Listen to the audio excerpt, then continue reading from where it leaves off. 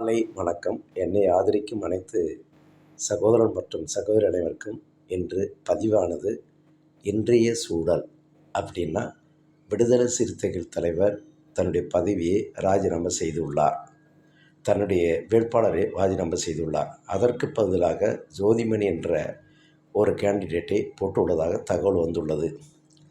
முதுகுளத்தில் உதயநிதி பிரச்சாரம் பண்ணும்போது கூட்டங்கள் அளவாக இல்லை என்று பத்திரிகைகள் வருகின்றன.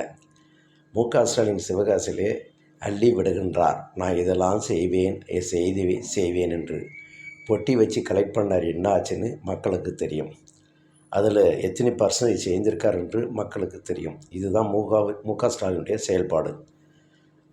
அடுத்தது பார்த்தீங்கன்னா, சீமான் அப்படியே மக்களை உற்சாகப்படுத்தும் பிறகு பேசினார் என்று செய்தி வருகிறது. தாவேக்கா என்ன பண்ணாருன்னு இன்றைக்கி செய்தியே வரவில்லை. ஆனால் எடப்பாடியார் அவர்கள் சூப்பராக பிரச்சாரம் செய்து மக்கள் மத்தியிலே மிகுந்த மரியாதை பெற்று கொண்டு வருகிறார் என்று இன்றைய தகவல். இது பார்த்தீங்கன்னா டெய்லி அவருக்கு பர்சன்டேஜ் ஓட்டு கூடிக்கொண்டே இருக்கிறது. இதுதான் எடப்பாடியுடைய செயல்பாடு. அடுத்தது விஜய் என்ன செய்கிறார் என்று இன்றைக்கி தெரியவில்லை.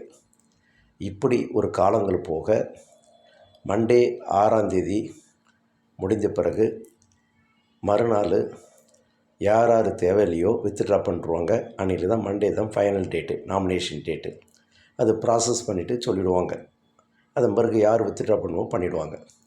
இப்போதைய சூழ்நிலையில் தமிழகத்தில் எப்படியாவது திமுக மீண்டும் ஆட்சியை பிடிக்கணும் என்று என்னெல்லாம் செய்யலாமோ எதெல்லாம் செய்யக்கூடாதோ அதை பிளான் பண்ணி செய்து கொண்டு வருகிறார்கள்.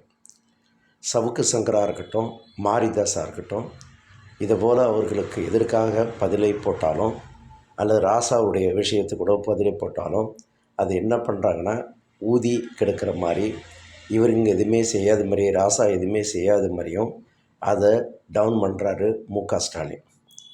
இப்படி மேடையில் வச்சு டிபேட் வச்சு பேச வைக்கிறாங்க. இதுதான் அவங்களுடைய செயல்பாடு.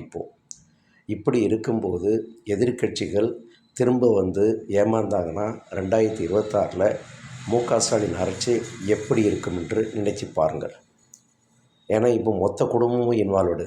நீ எத்தனை பேர் வருவாங்கன்னு தெரியாது. இன்னும் கொள்ளு பேரெல்லாம் பல பேரெல்லாம் வந்துடுவாங்க. இதுதான் மு.க.ஸ்டாலினுடைய கட்சியுடைய நிலவரம். மக்களே சிந்தியுங்கள். உங்கள் ஓட்டு வேல்யூபிள் ஓட்டு. ஒரு ஓட்டு வேல்யூபிள் ஓட்டு.